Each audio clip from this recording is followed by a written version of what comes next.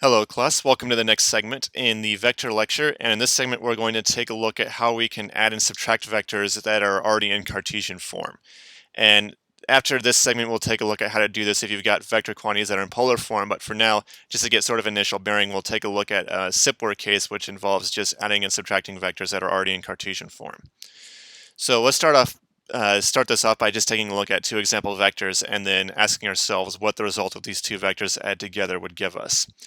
So in this case, we have two vector quantities, v1 defined up here, that's 10 units in the positive x direction and 8 units in the positive y direction.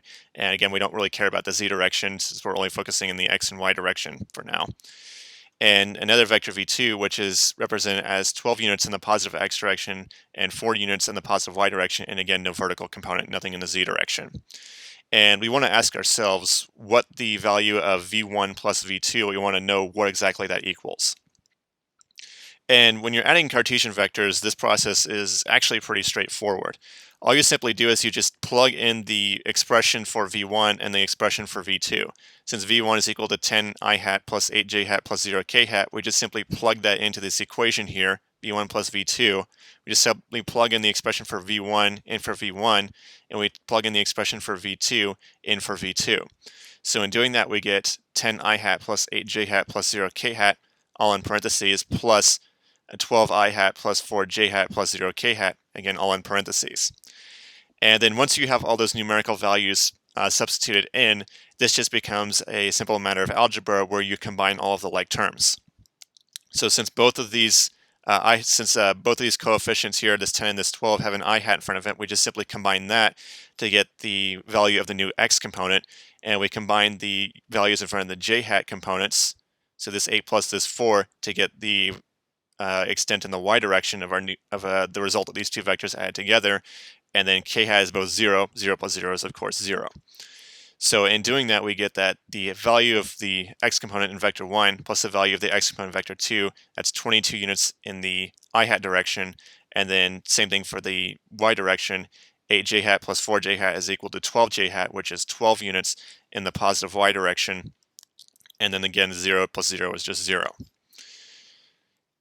And if we want, we can actually just go ahead and stop there. We just can call those two vector quantities sufficiently added together. But another thing that might be required at some point in the future is to represent this in terms of what a vector really is in its most basic form, represent in terms of a magnitude and a direction. And the process for that is pretty similar to what we looked at earlier. All we do is we just simply take this result, 22 I hat plus 12 j hat plus 0 k hat, and then use some of the formulations that we talked about earlier to find the magnitude of this new vector and the direction of this new vector. But the result of adding two vectors together has its own special term. This is called the resultant vector. And the result of adding two vectors together, as you can sort of see here, is in fact another vector. And that new vector we get from adding the two vectors that we started with, so this new vector that we get, we call that vector the resultant. And again, we can go ahead and represent this resultant in polar form, that is in terms of magnitude and direction, which is more fundamentally what a vector is. And in doing so, and the process for that is pretty similar to what we did earlier. We just simply take the x component, square it, the y component, square it, add those two numbers together, and then take the square root, which in this case will give us a magnitude of 25.06. And as you'll see, when you work with vectors a lot, you'll see that you'll end up with a lot of irrational decimal places, so you're going to be inevitably rounding numbers at some point. That's just kind of the way it is, because trigonometry and square roots typically produce irrational numbers, which are just really messy to work with. And then again, same process. If we want the angle, we simply take the inverse tangent of the y component divided by the x component, which in this case, in the case of this resultant, that would be the inverse tangent of 12 divided by 22, which would give us an angle of 28.61 degrees. So we could also write this resultant vector as being directed 25.06 units at an angle of 28.61 degrees. So that's an example of adding vectors. Subtracting vectors is a pretty similar process, but in this case you want to keep careful track of your minus signs and a little bit more careful track of your algebra. So in this case, it's the same two vectors that we started with, but now we're going to take a look at the result of taking v1 minus v2 and seeing what that result would give us. And just like we did with adding vectors, we just simply take the expressions of v1 and take the expression of v1, plug it in for v1 in this equation, and take this expression for v2 and plug it into this part of the equation here to get an expression that looks like this.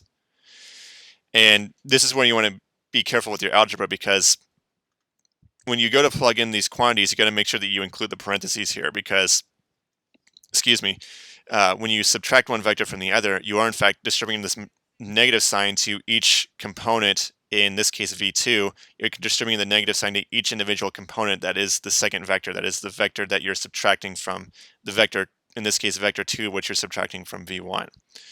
So in this case, we would do the same thing we did before, except instead of adding, we're subtracting. So in this case, we'll take 10i hat minus 12i hat, again, just combining like terms, 10i hat minus 12i hat, which gives us negative 2i hat, and then 8j hat minus 4j hat, which gives us 4j hat, and then again, the vertical component is just 0, so we don't even really need to worry about that.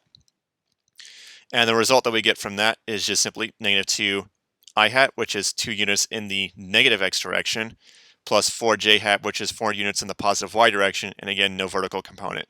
And just like with adding vectors together, the result that you get from subtracting two vectors is also called the resultant. And just like before, we can represent the resultant in polar form, and that's just a similar process that we've been doing now several times before.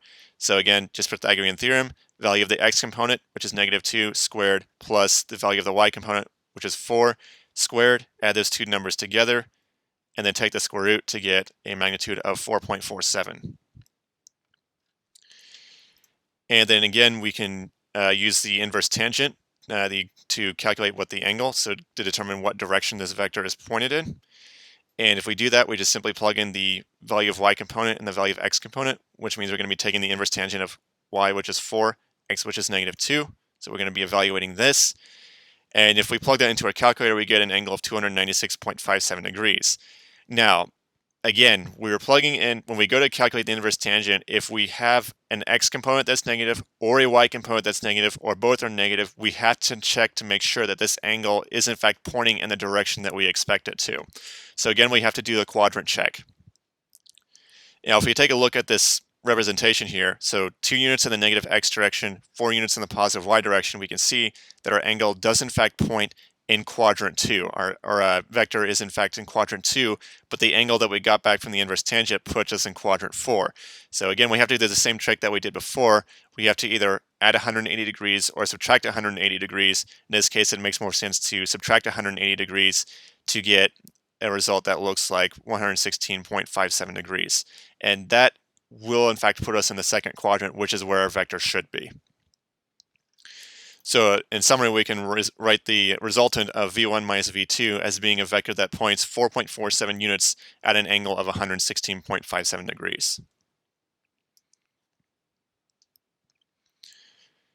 So that's going to do it for this segment on adding vectors. One quick note, even though I do say that the inverse tangent is equal, you plug that into a calculator, you get this.